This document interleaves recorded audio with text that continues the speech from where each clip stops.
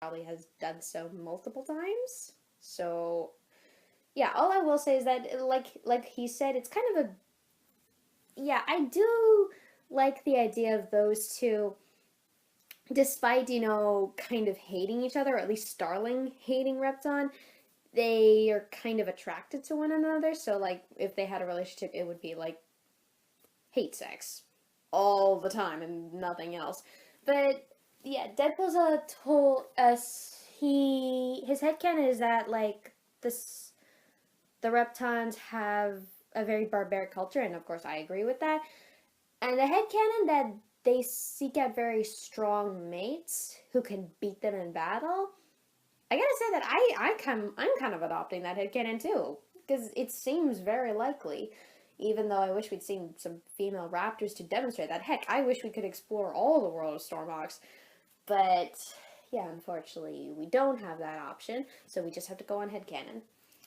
But yeah, that seems like a very likely headcanon, and so like when Starling totally beats the crap out of Repton, though doesn't seem as much as Stork does. Anyway, when Starling, like I said, beats the crap out of Repton, he's like, I want this girl in my bed.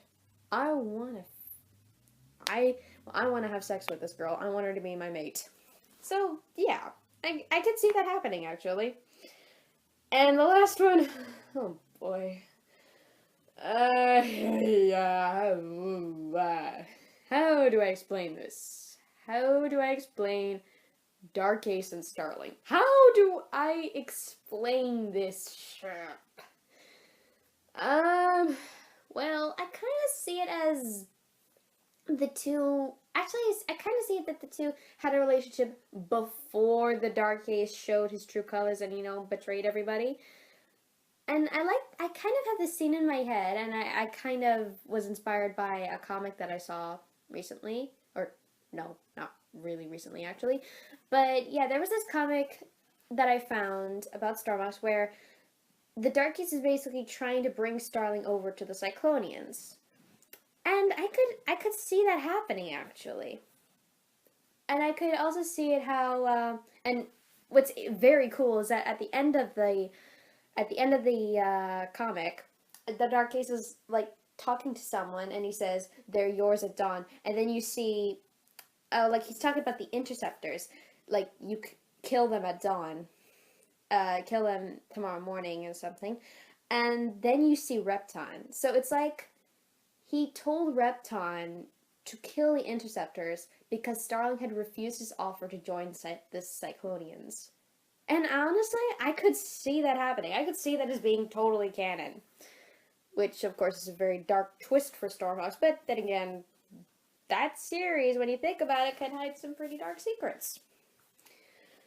But yeah, I could see that happening for Dark Ace and Starling. I could kind of see it as a almost Romeo and Juliet ish kind of story, except in the end, like they turn from lovers, or at least they like each other or in a relationship, to being bitter enemies. So yeah, and also I saw some fan art. Plus, Dark Ace and Starling inspired some good fan art and inspired a particularly amazing fan video. I'll leave a link in the description for that too. Although technically it was maybe a love triangle, maybe, but yeah. So Dark Ace and Starling, not much I could say about that. Although, well, plenty I could say potentially, but I want to keep this video as short as possible because again, lots of ships to talk about, and a lot I can say. Anyway, moving on to another Dark Ace pairing I have, and this one makes much more sense. Dark Ace and Ravis. Think about it. They're both on the same team, so it could happen. But I think that their relationship wouldn't have a lot of romantic like affection. It would mostly be about sex. Their relationship, I think. Plus, I think there are two ways that I could see this relationship and how it could work. Dark Ace and Ravis, I mean. Either the Dark Ace, he's attracted to Ravis and he just decides, I want this. I want her in my bed. And, he like maybe takes her and convinces her to sleep with him or something. Or the other way it could go, which I think is the more likely route, is that Ravis is the one who wants to sleep with the Dark Ace, not only because she finds him attractive, but also because maybe she's trying to get him to turn on Cyclonus, maybe? Because when you think about it, yes, like Ravis is not the most loyal soldier to Cyclonus. She'd love to have some power of her own, and maybe one way she could think of getting that power is by using the Dark Ace. And by using the Dark Ace, she'd use her womanly charms. Yeah. So yeah, I could mainly see that relationship being mostly about sex. But when you think, but how it could also work is after Cyclonus is defeated, like after a third season, if the Dark Ace were to survive, and personally, I think that maybe he could have. Maybe.